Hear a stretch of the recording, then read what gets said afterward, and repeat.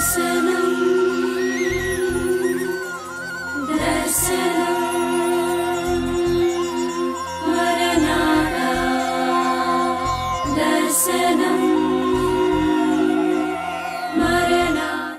అధ్యాయం 8వ వచనం చదువుదాం. ప్రియులారా, ఒక సంగతి మరచిపోకుడి. ఏమనగా ప్రభు దృష్టికి ఒక దినము 1000 సంవత్సరముల వలెను, 1000 సంవత్సరములు ఒక దినము వలెను ఉన్నవి. కొందరు ఆలస్యమని ఎంచుకొనున్నట్లు ప్రభు తన వాగ్దానమును గూర్చి ఆలస్యము చేయవాడు కాడు గాని, ఎవడును నశింపవలనని నిశ్చయింపక అందరూ మారు మనసు పొందవలని కోరుచు మీ యొడ్ల దీర్ఘశాంతము గలవాడై ఉన్నాడు. అయితే ప్రభు దినము దొంగ వచ్చినట్లు వచ్చును. ఆ దినమున ఆకాశములు మహాధ్వనితో గతించిపోవును, పంచభూతములు మిక్కటమైన వేండ్రముతో లయమైపోవును, భూమియు దాని మీదనున్న కృత్యములను కాలిపోవును. ఇవన్నీ ఇట్లు లయమైపోవునవి గనుక ఆకాశములు రవులుకొని లయమైపోవునట్టియు పంచభూతములు మహావేంద్రముతో కరిగిపోవునట్టియు దేవుని దినపు రాకడ కొరకు కనిపెట్టుచు దానిని ఆశతో అపేక్షించుచు మీరు పరిశుద్ధమైన ప్రవర్తనతోనూ భక్తితోనూ ఎంతో జాగ్రత్త గలవారై ఉండవలెను. చాలా దేవుడి మాటలు దీవించునుగాక. చిన్న ప్రార్థన చేద్దాం. పరిశుద్ధుడైన మా తండ్రి, కృప కలిగిన మా దేవ, నీకు వందనాలు. చదవబడిన ఈ లేఖనాలను బట్టి మిమ్మల్ని వేడుకుంటూ ఉన్నాం. మీరు మాతో మాట్లాడండి. మీరు మాట్లాడితే బ్రతుకుతాం. మీరు మాట్లాడితే ఆదరించబడతాం. మీరు మాట్లాడితే మాకు ధైర్యము నాయన. మీరు మాట్లాడితే మేము సరిచేయబడతాము నాయన. అంత గొప్ప నీ మాటను మాకు అందించమని ఈరోజు ఏవైతే మేము సిద్ధపాటు వాక్యాలను చేసుకున్నామో వాటిలో నుండి మాతో మాట్లాడి ధైర్యపరచమని, నీవే మాకు సహాయం చేయమని యేసు నామములో అడిగి వేడుకుంటున్నాం తండ్రి. ఆమేన్. ఆ పై వచనాలు మనం గత వారం నుంచి కొంతకాలం చూస్తూ వచ్చాం.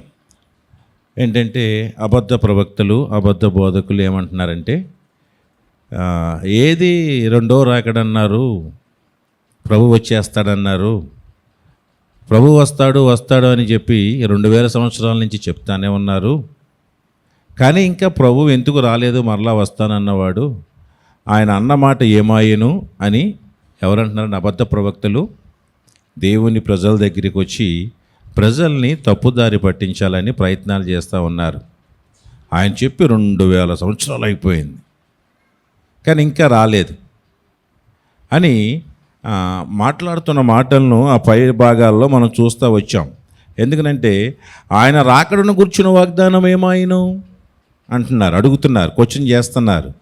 ఆయన వాగ్దానం చేశాడు, మనందరికీ తెలుసు. సత్యవాక్యాన్ని వింటూ, సత్యవాక్యాన్ని వెంబడిస్తూ, పరిశుద్ధ గ్రంథాన్ని చదువుతూ ఉన్నటువంటి మనందరికీ తెలుసు, వాగ్దానం చేసిన దేవుడు నమ్మదగినవాడు. వస్తానన్నవాడు వస్తాడు. వాగ్దానం చేసిన దేవుడు నెరవేరుస్తాడు.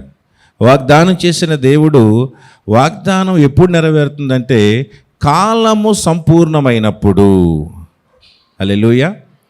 ఎప్పుడు నెరవేరుతుందండి? కాలము సంపూర్ణం కావాలి. దేవుడు ఎప్పుడో వాగ్దానం చేశాడు. కొన్ని ఆదికాండంలోనే యేసుక్రీస్తు ప్రభు లేకపోతే ప్రభువు ఈ లోకానికి మరలా మానవ రూపుగా వస్తాడని చెప్పి, మన పాపాల కొరకు పరిహారం చెల్లిస్తాడని చెప్పి, సాతాను తలను చితక్కొడతాడని చెప్పేసి ఎప్పుడు చెప్పాడు మనకి? ఆదికాండంలోనే ఆదాము అవ్వలు తప్పు చేసినప్పుడు అప్పుడే చెప్పాడు. అప్పుడు చెప్పిన తర్వాత అది జరగడానికి ఎప్పుడు జరిగింది? సుమారు 4000 సంవత్సరాలు పైనే పట్టింది. అప్పుడు చెప్పిన వాగ్దానం ఎప్పుడు నెరవేరిందంటే, ఆదికాండంలో చెప్పిన వాగ్దానం మత్తయి సువార్తలో, అంటే కొన్ని వేల సంవత్సరాల తర్వాత, ఆ తర్వాత చెప్పుకుంటూనే వస్తూ ఉన్నాం. అనేక సందర్భాలు చెప్పుకుంటూ వచ్చి యెషయా గ్రంథంలో కూడా చెప్పాడు. యెషయా ప్రవక్త కూడా ప్రవచించాడు, ఏలయనగా మనకు కుమారుడు అనుగ్రహించబడను. అక్కడ చెప్పినటువంటి మాట కొన్ని వందల సంవత్సరాలు అక్కడి నుంచి చూసుకున్నా సరే, కొన్ని వందల సంవత్సరాల తర్వాత జరిగింది. యెషయా గ్రంథం దగ్గర నుంచి చూసుకున్నా. అంటే ఇలాగా, అంటే దేవుడు ఏ మాట చెప్పినా నెరవేరకుండా లేదు, జరుగుతుంది. కానీ ఇప్పుడు ఆ తర్వాత అంటాడు కదా, మళ్ళీ వచ్చేసరికి కాలము సంపూర్ణమైనప్పుడు దేవుడు తన కుమారుణ్ణి ఈ లోకానికి పంపించాడు. అట్లాగే చాలా వాగ్దానాలు ఉన్నాయి. ఆ వాగ్దానాలన్నీ మన జీవితాల్లో నెరవేరాలంటే కాలము అంటే సమయము సంపూర్ణం కాలంటే సమయము రావాల్సిన సమయం అది అది అది జరగాల్సినటువంటి సమయము పరిపూర్ణం కావాలి. అప్పుడు వరకు జరగదు అది. అట్లాగే యేసుక్రీస్తు ప్రభు రెండవ రాకడ గురించి వస్తానని చెప్తే ఇక్కడ కొంతమంది అబద్ధ ప్రవక్తలు మాట్లాడుతున్నారు. ఆయన రాకడను గూర్చిన వాగ్దానమేమాయను అని చెప్పి పితరులు నిద్రించినది మొదలుకొని సమస్తమును సృష్టి ఆరంభమునున్నట్టే నిలిచి ఉన్నదే అని చెప్పుదురని మొదట మీరు తెలుసుకున్న వాళ్ళని ఇలా చెప్తారంట. ఏముంది, మన పితరుల నుంచి కూడా సృష్టి ఎలా ఉందో అలాగే ఉంది, ఆరంభం ఎలా ఉందో ఇప్పటికీ అలాగే ఉంది, మార్పు ఏమీ జరగలేదు, మార్పు ఏమీ రాలేదు అని చెప్పి వాళ్ళు అంటారని చెప్పి మీరు తెలుసుకోవాలని చెప్పి దేవుని లేఖనం మనకి ఇక్కడ తెలియపరుస్తూ ఉంది. కాబట్టి ఏలయనగా పూర్వం నుండి ఆకాశం నుండి నీళ్ళ నుండి నీళ్ళ వలన సమకూర్చబడిన భూమియు దేవుని వాక్యం వలన కలిగినని వారు బుద్ధిపూర్వకంగా మరుతురు. అయితే ఆ నీళ్ళ వలన అప్పుడున్న లోకము నీటి వరదలో మునిగి నశించెను. అయితే ఇప్పుడున్న ఆకాశమును భూమియు భక్తిహీనులు తీర్పును నాశనము జరుగు దినం వరకు అగ్ని కొరకు నిలవబడినదై అదే వాక్యం వలన భద్రము చేయబడి ఉన్నది. ఏదైనా దేవుడు చెప్పాడంటే దానికి ప్రతిదానికి ఒక సమయం ఉంటుంది. నోవహు ప్రకటించాడు ఏమని, వర్షాలు కురిసేస్తాయి, ఎన్ని రోజులు కూర్చుంది వర్షాలు, వరదలు వచ్చేస్తాయి, 40 రాత్రుళ్ళు 40 పగళ్ళు ఆగకుండా వర్షం కురుస్తుంది, అప్పుడు ఏమవుతుందంటే ఈ భూమంతా నిండిపోతుంది, అందరూ చచ్చిపోతారు. కాబట్టి ఈ పడవలో మీరు ఇప్పుడు మారు మనసు పొందండి, ఈ పడవలోకి రండి అని ప్రకటిస్తాడు. ప్రకటిస్తే ఎవడైనా వచ్చాడా? ఎన్ని సంవత్సరాలు ప్రకటించాడు? ఎన్ని సంవత్సరాలు ప్రకటించినప్పటికీ కూడా కొన్ని సంవత్సరాలు ప్రకటించినప్పటికి కూడా ఎవరు కూడా మారు మనసు. ఎన్ని సంవత్సరాలమ్మా? కాబట్టి ఎన్ని సంవత్సరాలు చదవండి అక్కడ ఉంటుంది ఈలో. ఎన్ని సంవత్సరాలు ప్రకటించినా కూడా ఎవరు కూడా ఒక్కడు కూడా మార్పు చెందలేదు. కానీ ఆయన పడవ చేయడం మానలేదు. అలాగని చెప్పి అంటే అక్కడ కూడా ఎంతో గ్యాప్ వచ్చింది కొన్ని సంవత్సరాలు. అలాగే చెప్తాడులే దేవుడు, ఈయన చెప్పమన్నాడంట, ఈయన చెప్పాడంట నోవాహు గారు, ఏది కురిస్తే ఇంకెప్పుడు కురుస్తాయి వర్షము, ఇంకెప్పుడు భూమి మునిగిపోతుంది అని చెప్పి అప్పుడు కూడా హేళన చేసినటువంటి వారు, దేవుని మాటను హేళన చేసిన వారు ఆనాడు కూడా ఆ రోజు కూడా ఉన్నారు. కానీ అలాగే ఈరోజు కూడా దేవుని గురించి మాట్లాడుతూ దేవుని రాకడను గూర్చినటువంటి వాగ్దానం ఏమాయని అడుగుతూ ఉన్నారు. అయితే సుమారు 500-600 వరకు 600 సంవత్సరాలు. వామ్మో, ఎన్ని సంవత్సరాలు ప్రకటించాడంటే సువార్త? ఏమని ప్రకటించాడు? జల ప్రవాహము వస్తుంది, మీరు అందరూ మునిగిపోతారు, చనిపోతారని చెప్పి 600 సంవత్సరాలు చెప్పాడు. అంటే చెప్పిన మాట ఎప్పుడు నెరవేరింది? వస్తుందన్న జలప్రవాహం ఎన్నాళ్ళకి వచ్చింది? ఆయన ప్రకటించిన తర్వాత ఎన్ని సంవత్సరాలకు వచ్చింది? 600 సంవత్సరాలు పట్టింది ఆయన చెప్పిన జలప్రవాహం రావడానికి. అస్సలు ఒక 2 ఏళ్ళు చూసుంటారు, 3 ఏళ్ళు చూసుంటారు జనాలు, ఏమో ఒకవేళ జరుగుద్దేమో అని చెప్పాడు కదా అని. ఆ తర్వాత ఇంకెవడైనా నమ్ముతాడు? అసలు మనిషి అన్నవాడు ఎవడైనా నమ్ముతాడా? ఈయన చెప్పింది ఇంకెప్పుడు జరుగుతుంది? 2 ఏళ్ళు అయిపోయింది, 3 ఏళ్ళు అయిపోయింది, 10 ఏళ్ళు అయిపోయింది. లేకపోతే ఆయన చెప్పినప్పుడు పుట్టినోళ్ళు చచ్చిపోయి ఉంటారు కూడా. తరాలు వెళ్ళిపోయినాయి, 4-5 తరాలు వచ్చేసి ఉంటాయి, అయినా జరగకపోతే ఎవడైనా నమ్ముతాడు అసలు? కానీ జలప్రళయం వచ్చిందా రాలేదా? వచ్చింది. అంటే ఎందుకు ఇవన్నిటినీ మనం చూసుకుంటా ఉంటే ఇక్కడ అంటాడు కదా, అందుకనే పేతురు భక్తుడు అంటాడు, ప్రియులారా ఒక సంగతి మర్చిపోకండి. ఏంటంటే ప్రభు దృష్టికి ఒక దినము 1000 సంవత్సరముల వలెను, 1000 సంవత్సరములు ఒక దినము వలెను ఉన్నాయి. దేవుడు వస్తానని చెప్పాడంటే ఇంకా రాలేదంటే అర్థమే. నువ్వు అనుకుంటున్నావు, మనం అనుకుంటున్నాం, అమ్మో దేవుడు వస్తానని చెప్పి 2025 సంవత్సరాలు అయిపోయాయి, ఇంకా రాలేదు అంటే ఈ మాట ఉత్తిదే అనుకుంటున్నావు నువ్వు. కానంట దేవుడికి ఒక దినం ఎన్ని సంవత్సరాలాగా ఉంటుందంట? 1000 సంవత్సరాలు. అంటే ఇప్పుడు దేవుడు వస్తానని చెప్పి మనకి ఎన్ని రోజులు అయింది ఆయన దృష్టిలో? 2 రోజులు అయింది. Praise the Lord. ఇప్పుడు దేవుడితో మనతో వస్తానని చెప్పి వాగ్దానం చేసింది ఎన్ని రోజులు అయింది ఇప్పుడు ఆయన దృష్టిలో? నేను మొన్నే చెప్పాను అనుకుంటున్నాడు దేవుడు.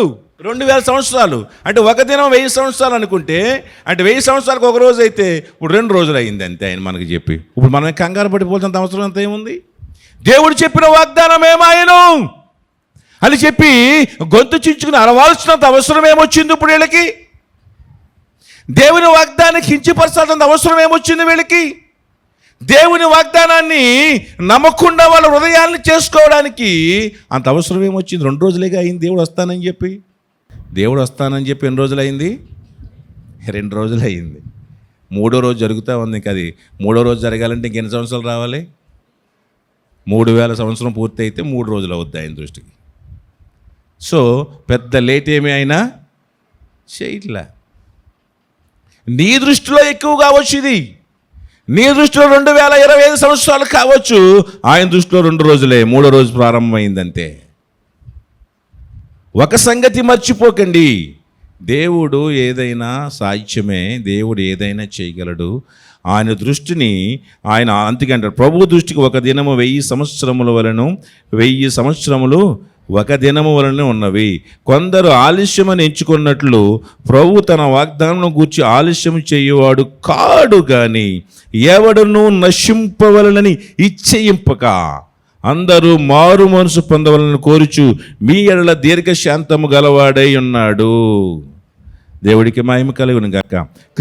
యేసుక్రీస్తు ప్రభువు లెక్క ఆయన జాగు చేయడం లేదు, కానీ ఆయనకు తెలిసినంత వరకు కూడా ఎప్పుడు రావాలో, ఎప్పుడు నిర్ణయించాలో ఆ సమయం నిర్ణయించుకునేంత వరకు కూడా ఆయన వెయిట్ చేస్తూ ఉంటాడు. ఎందుకంటే ఆదికాండంలో మనం చూస్తే కనుక ఆయన ఆదికాండము 6వ అధ్యాయము 3వ వచనం మనం చదివితే ఒక టైం వస్తుంది, ఎప్పుడు కూడా దేవుడు ఎప్పుడు రావాలో ఆయనకి తెలుసు, ఎప్పుడు ఆ వాగ్దానం నెరవేర్చాలో ఆయనకి తెలుసు, 2వ రాకడ ఎప్పుడు సిద్ధపరచుకోవాలో రావాలో ఆయనకు తెలుసు. అంతేకాకుండా ఆయన ఎంతవరకు అంటే ఎప్పుడు రావాలో ఆ పరిస్థితి వచ్చేంత వరకు ఆయన వెయిట్ చేస్తాడు. హల్లెలూయా.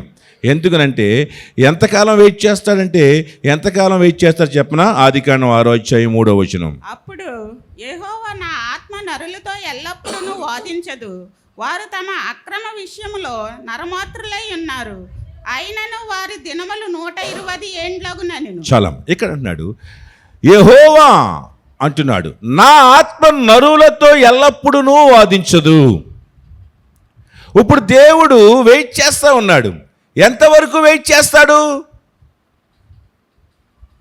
ఎల్లప్పుడూ వెయిట్ చేస్తాడా? ఎల్లకాలం రాకుండానే ఉంటాడా? అంటే ఆయన వాదిస్తున్నాడు, నరులతో వాదిస్తాడు, వాదిస్తాడు, వాదిస్తాడు, మాట్లాడతాడు, మాట్లాడతాడు, మాట్లాడతాడు, చెప్తాడు, చెప్తాడు, చెప్తాడు, చెప్తాడు.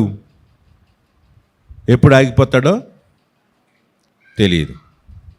కొన్ని వేల సంవత్సరాలు, సుమారు 4000 సంవత్సరాలు పైబడి ఇశ్రాయేలు ప్రజలతో మాట్లాడుతూ మాట్లాడుతూ మాట్లాడుతూ హెచ్చరిస్తూ హెచ్చరిస్తూ హెచ్చరిస్తూ గద్దిస్తూ వాళ్ళని శిక్షిస్తూ వాళ్ళకి బుద్ధి చెప్తూ 4000 సంవత్సరాల వరకు మాట్లాడుతూనే ఉన్నాడు.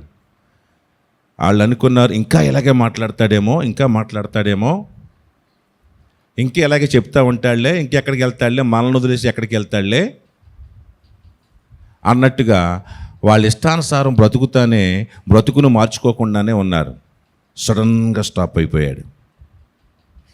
సడన్గా మాట్లాడడం మానేశాడు. ఎప్పుడు మానేశాడు? బైబిల్లో చివరి అధ్యాయం ఏంటి? పాత నిబంధనలో మలాకి ప్రవక్త వరకు మాట్లాడాడు. ఇక అప్పుడు వరకు ఈ మలాకి యెషయా ఇర్మియా అయిపోతే యెషయా అయిపోతే హబక్కుకు అయిపోతే అమ్మా జఫన్యా అయిపోతే ఓబజ్యా అయిపోతే ఇంకొకళ్ళు అయిపోతే ఇంకెవరు యోనా అయిపోతే మేకా అయిపోతే ఆమోస్ అయిపోతే యోవేలు అయిపోతే ఇలాగ ఎవరినో ఒకరిని పంపించి మాట్లాడుతూ వచ్చాడు. వీళ్ళు అనుకున్నారు మలాకి అయిపోతే ఇంకో ఏదో కీ వస్తారనుకున్నారు. ఈ మలాకి కాకపోతే ఈయన చచ్చిపోతే ఇంకొకరిని పంపుతాడులే దేవుడు, మళ్ళీ సో అది ఇలా పంపుతానే ఉంటాడు, మాట్లాడుతూ ఉంటాడు అనుకున్నాడు. కానీ సడన్గా మలాకితో స్టాప్ చేశాడు దేవుడు. సడన్గా చేసి ఎన్ని సంవత్సరాలు మానేడు తెలుసా మీకు? సుమారు 400 సంవత్సరాల దేవుడు అసలు నరుడన్నవాడితో మాట్లాడలేదు. వీళ్ళు ఏమనుకున్నారు, మాట్లాడతాడులే, మనతో వాదిస్తూ ఉంటాడులే, మన దగ్గరికి వస్తూ ఉంటాడులే, ఆయనే చెప్తాడులే, మనం ఎలా ఉన్నా, మనం ఏం చేసినా, మనం విన్నా వినకపోయినా ఆయన మాట్లాడతాడులే, ఆయనే వస్తాడులే అనుకున్నారు. సడన్గా ఏం చేశాడు? ఆగిపోయాడు. అట్లాగే దేవుడు ఎప్పుడు ఆయన నిర్ణయం అలాగే ఎప్పుడూ వాదించడు. ఇప్పుడు అన్నాడు మారు మనసు పొందండి అంటూ ఉన్నాడు. చెప్తూ ప్రవక్తలను పంపిస్తూ వచ్చాడు. ఈ ప్రవక్త అయిపోయాక ఆ ప్రవక్త అయిపోయాక ఈ ప్రవక్త పంపిస్తూ వచ్చాడు. చివరికి ఏ ప్రవక్తని పంపలేదు, ఆపేసాడంతే. అలాగే అంటున్నాడు, అప్పుడు యెహోవా నా ఆత్మ నరులతో ఎల్లప్పుడూ వాదించదు. ఎప్పుడు వస్తాడు దేవుడు అంటే, ఎప్పుడు ఇలాగే ఉంటాడులే, ఇలాగే గడుస్తూ ఉంటుందిలే, ఆయన సేవకులు చెప్తా ఉంటారులే, ఆయన చెప్పమన్నట్లుగా పాస్టర్లు చెప్తా ఉంటారులే, ఇది ఇలాగే జరుగుద్దిలే. 2025 సంవత్సరాల నుంచి ఎంతమంది చెప్పారు నాలాంటి వాళ్ళు? కొన్ని లక్షల మంది సేవకులు చెప్పారు ఏమని?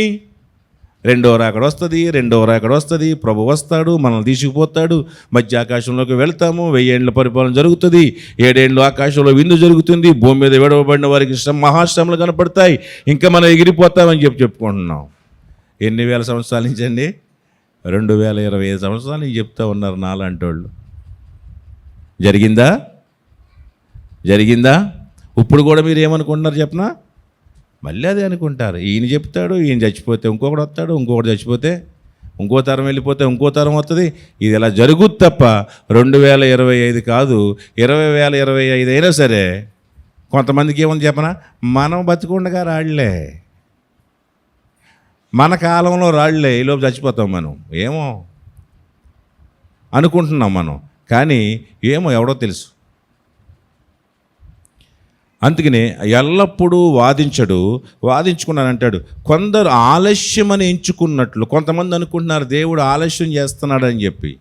దాన్ని ఆలస్యం అనకూడదు, దాన్ని ఆలస్యమని ఎంచుకున్నట్లు ప్రభు తన వాగ్దానం గురించి ఆలస్యము చేయువాడు కాడు. ప్రభు అంట తన వాగ్దానం గురించి ఏం చేయవాడు కాదండి, ఆలస్యం చేసే దేవుడు కాదు ఈయన, మనలాంటి వాడు కాదు ఆయన. మనం 9ంటికి వస్తామని చెప్తే 10ంటికి వస్తాం, 10ంటికి ప్రార్థన అంటే 11:30 కూడా వస్తానే ఉన్నారు. అలాగని చెప్పి నీలాగనుకుంటున్నావా దేవుడు?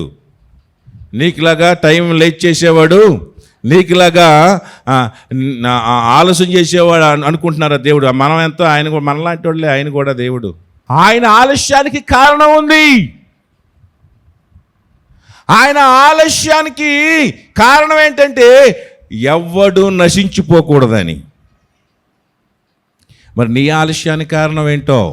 10ంటికి ప్రార్థన అంటే 10:30కి 11ంటికి వచ్చేటువంటి వాళ్ళకి ఆలస్యానికి ఎవరు నశించిపోకూడదని వస్తున్నారో, ఎవరు ఇబ్బందులు పడకూడదని వస్తూ ఉన్నారో, ఎవరికి క్షేమం కలగాలని వస్తూ ఉన్నారో.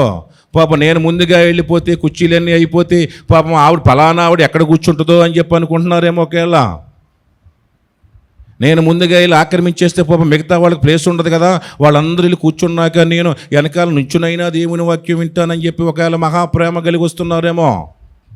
ఎవరిని వదిలిద్దామని మీ ఆలస్యానికి కారణం, ఎవరికి మేలు కలిగిద్దామని మీ ఆలస్యానికి కారణం.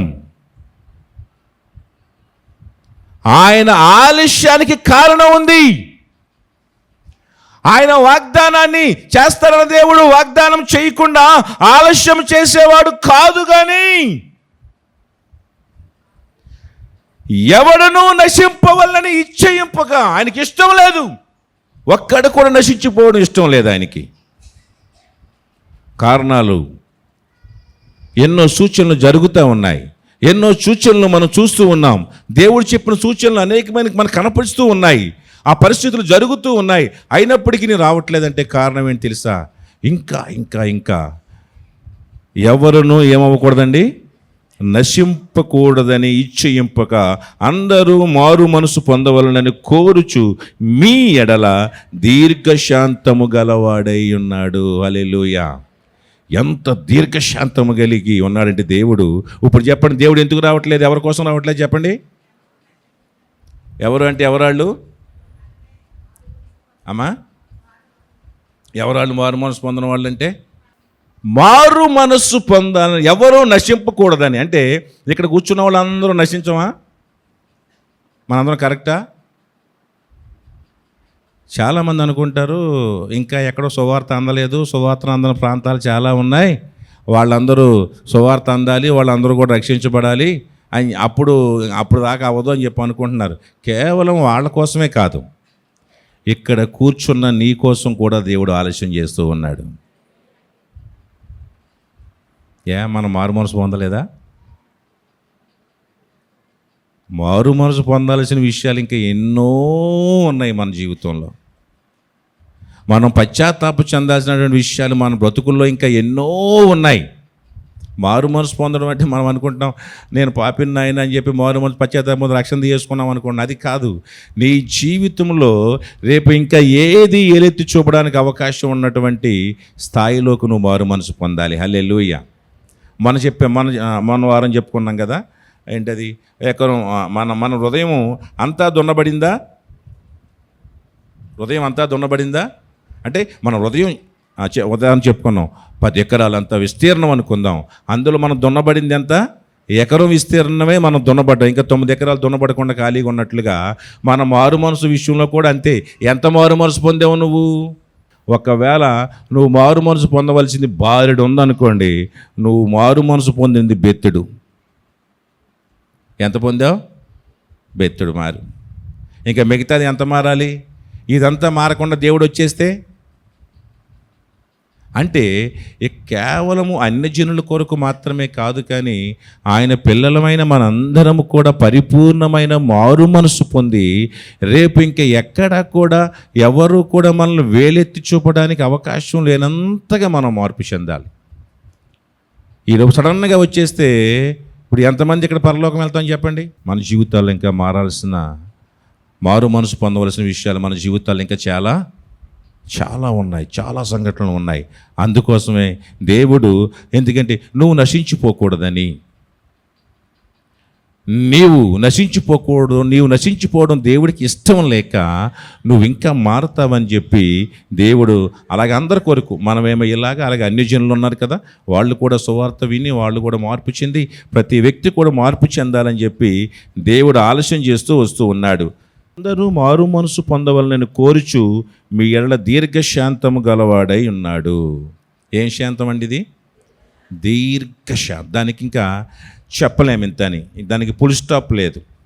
ఫుల్ స్టాప్ లేదంటే దానికి అర్థం మీరు ఊహించుకోండి. ఇంకా అంటే ఆ లైన్ కంటిన్యూ, ఎండ్ లేదు, దానికి ఎండ్ లేదు, చివర లేదు, అంచు లేదు.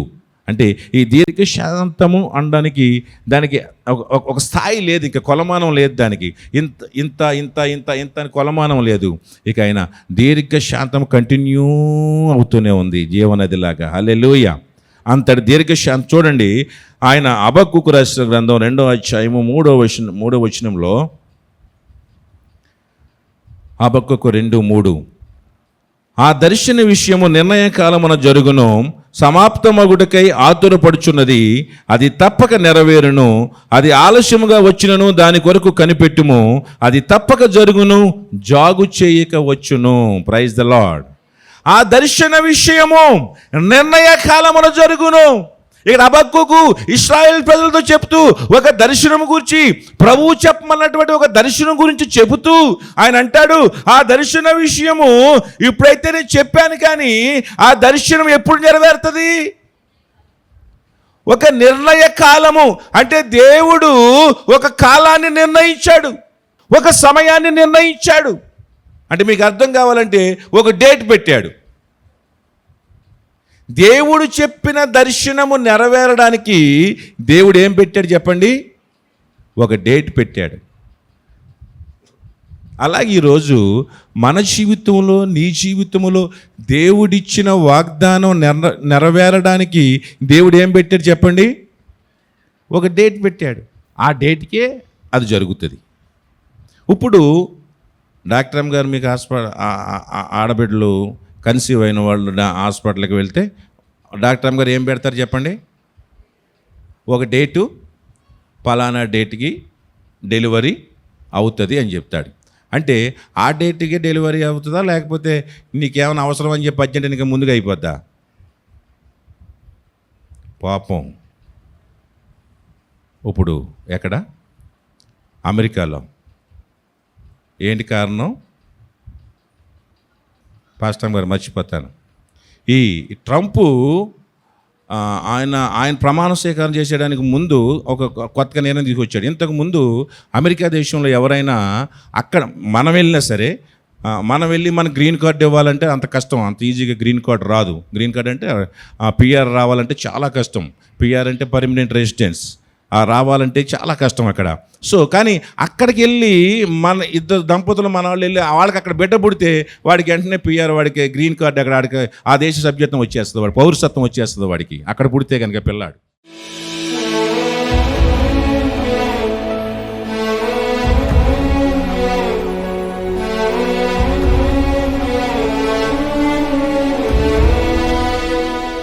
పరిశుద్ధుడైన మా తండ్రి, కృప కలిగిన మా దేవా, నీకు వందనాలు. అవును నాయన, నీ లేఖనాలు ఎంత సత్యమైనవి తండ్రి. నీ లేఖనాలు ధ్యానిస్తూ ఉంటే క్రొవ్వు మెదడు మాకు దొరికినట్లుగా ఉంది తండ్రి. నాయన, క్రొవ్వు మెదడు మాకు దొరికినట్లుగా నీ లేఖనాలను ధ్యానిస్తూ ఉంటే నాయన మేమెంత షార్ప్ అవుతూ ఉన్నామో తండ్రి. నీ లేఖనాలు మేము ధ్యానిస్తూ ఉంటే, నీ మాటలు మేము వింటూ ఉంటే మా మనసులకు ఎంత ఉల్లాసమో, మా మనసులకు ఎంత జ్ఞానము నాయన మా హృదయానికి అందుతుందో చెప్పలేము తండ్రి. నీ మాటల్లో సత్యం ఉంది, నీ మాటల్లో జీవం ఉంది నాయన. అటు జీవం కలిగినటువంటి నీ మాటలను మాకు అందిస్తూ ఉండగా నీ కృపలో నాయన, నీ కృపను బట్టి నాయన మమ్మల్ని నడిపించమని వేడుకున్నాం. అవును నాయన, మీ కృప యందును మీ జ్ఞానమందును మాకు అభివృద్ధి కావాలి. లోక జ్ఞానం కాదు నాయన, మనుషుల దయ కాదు నాయన, మనుషుల కృప కాదు నాయన, నీ కృప మాకు కావాలి, నీ జ్ఞానము మాకు కావాలి నాయన. అటు నీ జ్ఞానమును మాకు అనుగ్రహించండి, నీ దయను మాకు అనుగ్రహించండి, నీ కృప కనికర కటాక్షాలు మాకు దయచేయండి నాయన.